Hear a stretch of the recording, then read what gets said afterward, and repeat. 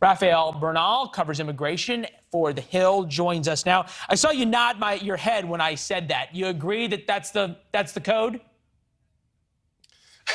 I don't know. I think the code, the White House code on Title 42 is almost impossible to decipher, and really their problem is a messaging problem. Messaging problem in so much as what? Well, in so much as removing Title 42 actually allows, for instance, the administration to prosecute second-time border crossers, so to get rid of recidivism, for instance, which has become a huge problem under Title 42. If you're a Mexican and you cross on a Monday, they send you back, you can cross back on a Tuesday.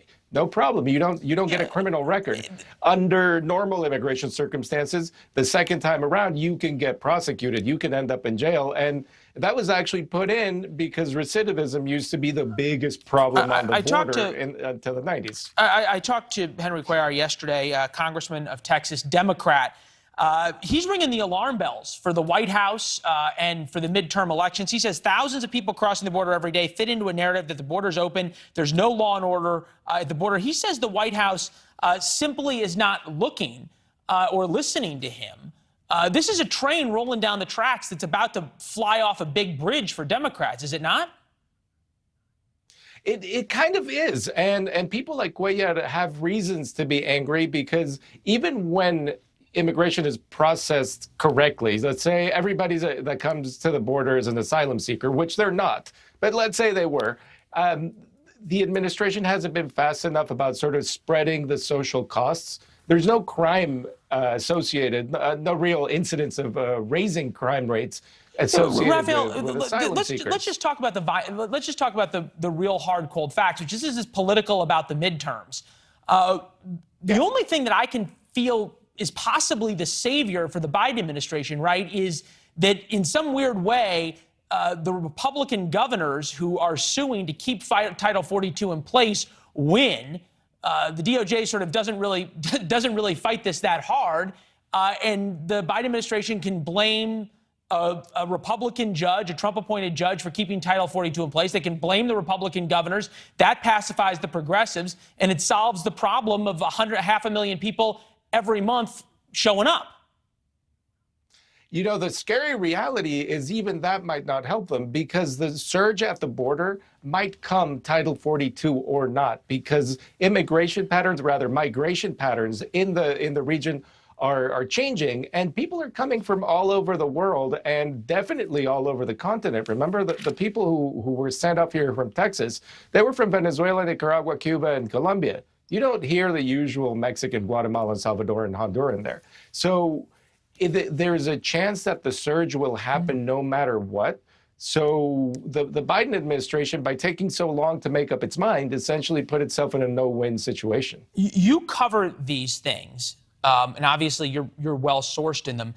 For the 9 U.S. senators that are saying, please hold off until there's a plan publicly, how many are worried about it and saying it privately? They're all worried. They're all worried. I mean, the ones who are up for re-election, especially like people who were against Title 42. You mentioned Raphael Warnock, Senator Catherine Cortez Masto, who obviously campaigns in Nevada on a very pro-immigrant platform. She's saying to the Biden administration, you have to say publicly what you're going to do. You have to. Well, they've already said publicly that Title 42 ends in May, right? In the Department of Homeland Security says there's no play. There's no plan. Right. The problem is what they do after. And yes, they do have a plan in the sense that they want to increase asylum processing, which is really, the long-term solution.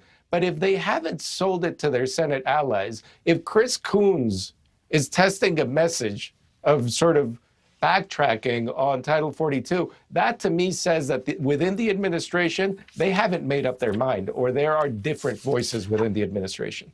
We've heard time and time again from AOC and other progressives that the problem with the Biden administration is they are not progressive enough. They're not bold enough.